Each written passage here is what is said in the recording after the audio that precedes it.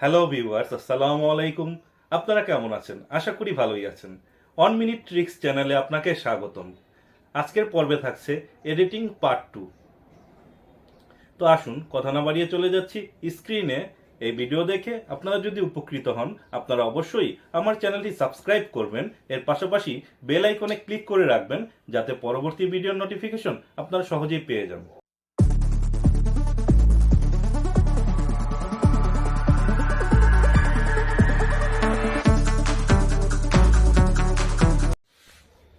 Editing part 2 পর্বে শুরুতে আমরা দেখছি শর্টের ব্যবহার।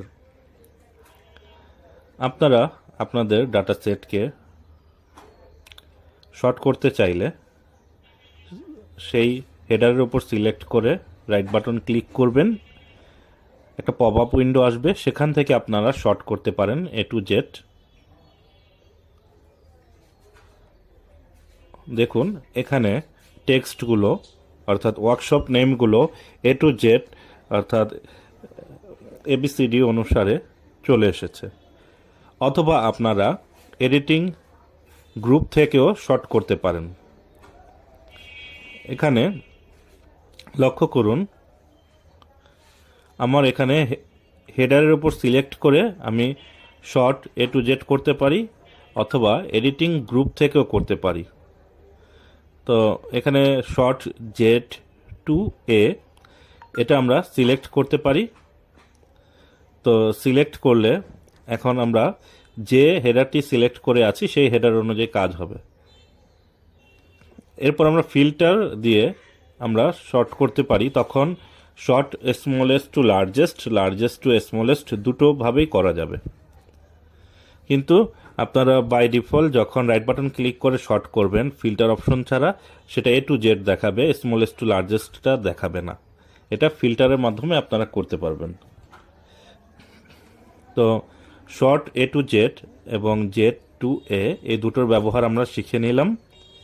এখন আমরা দেখব কাস্টম শর্ট। এখানে দেখুন প্রোডাক্ট নেম এবং সেলসম্যানদের নেম দেয়া আছে।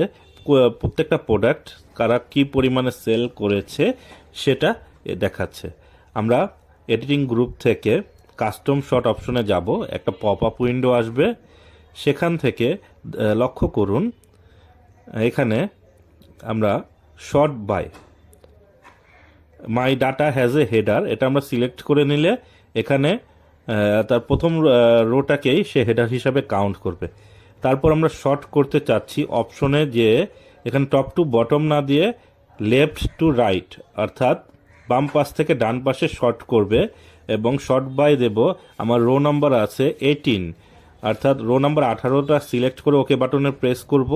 লক্ষ্য করুন শর্ট বাই আমার এখানে ABCD আপনারা যে সিকোয়েন্সটা মনে করেন সেই সিকোয়েন্স অনুযায়ী চলে এসেছে। তো আমরা এটি প্রোডাক্ট নেমটা বাদ দিয়ে শর্ট করব। তো সিমিলার ওয়েতে আমরা এডিটিং গ্রুপ থেকে কাস্টম শর্টে যাব, তারপর short left to right select করব, রো নাম্বার 18। এখন ওকে বাটনে প্রেস করব। দেখুন যতটুকু অংশ সিলেক্ট করেছি ততটুকু নামের ক্রম অনুসারে চলে এসেছে। তো আমরা এভাবে কাস্টম শর্টের ব্যবহারও করতে পারি আমাদের প্রয়োজন অনুসারে। তারপর আমরা শিখব ফিল্টার বাটনের ব্যবহার।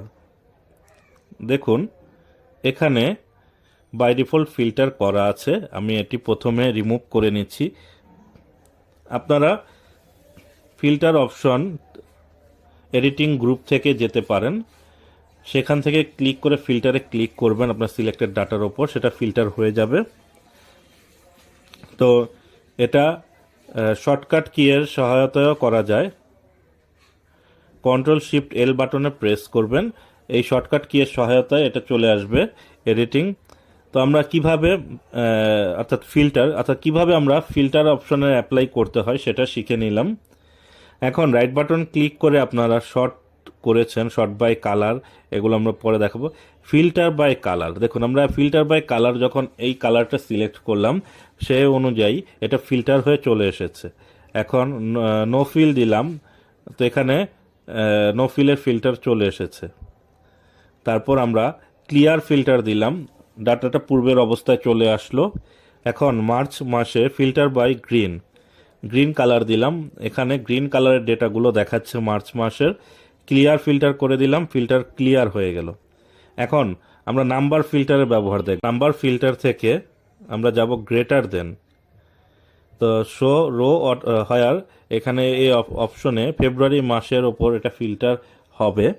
তো আমরা এখানে 10,000 লিখলাম। তো আমরা আবার ক্লিয়ার ফিল্টার দিয়ে দিলাম। নাম্বার ফিল্টারে যাব। নাম্বার ফিল্টার থেকে লেস দেন অর ইকুয়াল লিখে আমরা এইখানে চাচ্ছি 13,000। 13,000-এর নিচে অথবা 13,000-এর সমান যে ডাটাগুলো আছে সেটা চলে আসবে। তাহলে আমরা less than or equal select করব, ক্লিয়ার ফিল্টার দিয়ে দিলাম। আমরা নাম্বার ফিল্টারে গিয়ে এভাবে কাস্টম ফিল্টারের ব্যবহার আমরা করতে পারি আমাদের প্রয়োজন অনুসারে। তো আমরা এখানে একটি ইনস্ট্যান্ট দেখালাম, আপনারা এখানে আপনাদের যেভাবে প্রয়োজন ডাটা সেটটি ফিল্টার করার আপনারা সেইভাবে করে নেবেন। তো এখানে আমরা সবগুলো অংশে দেখা হয়েছে custom filter, clear filter, number filter. তো এরপর আমরা দেখব find and replace. Find and রিপ্লেসের অনেকগুলো ব্যবহার আছে। তো আমরা যখন এখানে ফাইন্ড অপশনে ক্লিক করি, এখানে একটা পপ আপ উইন্ডো আসে ফাইন্ড অ্যান্ড রিপ্লেস নামে। ফাইন্ড হট একটা কোশ্চেন রেজ করে দিয়েছে আপনাকে। আপনি এখানে এই ডাটাটা দিবেন, এটা যদি এই বিদ্যমান ডাটা সেটটির মধ্যে থাকে সেটা আপনাকে ফাইন্ড করে দেবে, না থাকলে কোনো কিছু দেখাবে না। তো আমি এখানে ঢাকা লিখে সার্চ দিলাম। দেখুন এখানে 12 নম্বর রোতে ঢাকা ওয়ার্কশপ চলে এসেছে। আমি ফাইন্ড নেক্সট দিলে যদি পরবর্তীতে সেই ডাটাটি আরও থাকে আমার বিদ্যমান ডাটা সেটে, সেটা চলে আসবে। তারপর আমরা অপশনে ক্লিক করে ফাইন্ড উইদিন, এটা এই শিটের মধ্যে হলে আমরা শিট দেব, অথবা ওয়ার্কশিট দিলে এই ওয়ার্কবুকটার মধ্যে দেখুন শর্ট এই পেজটার মধ্যেও ছিল ঢাকা, এবং ফিল্টার এটার মধ্যেও ছিল। আবার পুনরায় আমরা ফাইন্ড অ্যান্ড রিপ্লেস এই পেজে চলে আসলাম। তো আমরা এখানে ওয়ার্কবুক চাইলে ওয়ার্কবুক দিতে পারি। সার্চ বাই কলাম, আমরা কলাম সেই কলামটা দিয়ে দিতে পারি। তারপর আমরা এখানে লুক ইন ফর্মুলা এটা থাকলে এটাও দিয়ে দিতে পারি। ফাইন্ড যতবার দেব, দেখুন ঢাকা ওয়ার্কশপ, যেহেতু আমি ওয়ার্কবুক সিলেক্ট করেছি, এই ওয়ার্কবুকে যতগুলো শিট থাকবে সেই শিটগুলোই এখানে আমাকে খুঁজে দেবে। তো আমরা ফাইন্ড এখানে হট এই অংশে আমরা ঢাকা খুঁজে বের করলাম এই বিদ্যমান ওয়ার্কশিটের মধ্যে যতগুলো শিট আছে সেটা থেকে। তো কলামটা আমরা দেখে নিলাম, তারপর রো আমরা দেখতে পারি, অথবা এখানে কমেন্ট, ফাইন্ড কমেন্টও খুঁজে বের করতে পারি। আচ্ছা এটা নেই, দেখাচ্ছে না। আমরা কলামে দিয়ে ফাইন্ড কমেন্ট এই ওয়ার্কবুকে এই ওয়ার্কশিটটির মধ্যে নেই, নো ফরম্যাট সেট দেয়া আছে। আমরা ফাইন্ড ম্যাচ কেস, ম্যাচ কেসের মধ্যে আমরা যদি ঢাকা সার্চ করি দেখাবে। তারপর match with entire cell content, এটা তো আমরা চেক করতে পারি।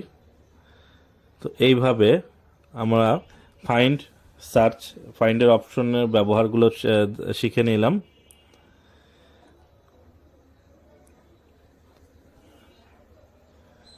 তো এখন আমরা দেখব find and replace. Find Dhaka আছে, ঢাকার পরিবর্তে আমরা লিখে দিলাম বরিশাল। এটা এক্সিস্টিং শিটের মধ্যে আমরা রিপ্লেস করব। দেখুন যতগুলো বরিশাল আছে, ঢাকা আছে, সবগুলো বরিশাল হয়ে যাচ্ছে। এখন আমি যদি ওয়ার্কবুকের মধ্যে রিপ্লেস করি, যেখানে যতগুলো ওয়ার্কবুকে যতগুলো শিট আছে, ঢাকার পরিবর্তে বরিশাল ওয়ার্কশপ চলে আসবে। বরিশাল ওয়ার্কশপ আসার পর আমরা ওকে বাটনে প্রেস করলাম, সবগুলো নাম পরিবর্তন হয়ে চলে আসলো। তো আমরা এখানে রিপ্লেস উইথের ব্যবহার দেখলাম, ওয়ার্কবুক, কলাম, এগুলো সবগুলোর ব্যবহার এখানে আমরা দেখে নিলাম।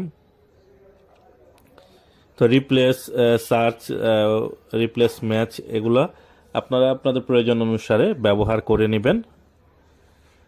তো এখানে দেখুন মিরপুর ওয়ার্কশপ দেয়া আছে। আমি লেখাটি কপি করলাম, কন্ট্রোল এফ বাটনে প্রেস করলাম, ফাইন্ড অ্যান্ড রিপ্লেসের বক্সটি আসলো। ফাইন্ড নেক্সট, ফাইন্ড অল দিলাম, সবগুলো এখানে নিচে দেখাচ্ছে। এখন এখানে ঢাকা ওয়ার্কশপ লিখে দিচ্ছি। মিরপুরেরটা আমরা ঢাকা ওয়ার্কশপ লিখে রিপ্লেস অলে ক্লিক করব, অথবা একটা একটা করে দেখব। দেখুন প্রত্যেক পেজেই এখানে মিরপুরগুলো পরিবর্তন হয়ে যাচ্ছে ঢাকাতে। তো আমরা এখানে রিপ্লেস অল দিয়ে দিলাম। যতগুলো মিরপুর ওয়ার্কশপ ছিল সেগুলো সব ঢাকাতে কনভার্ট হয়ে গেল। তো আমরা এইভাবে এখানে ফাইন্ড অ্যান্ড রিপ্লেসের ব্যবহার করতে পারি। তো আজকের ভিডিও এই পর্যন্তই। আসসালামু আলাইকুম, আল্লাহ হাফেজ।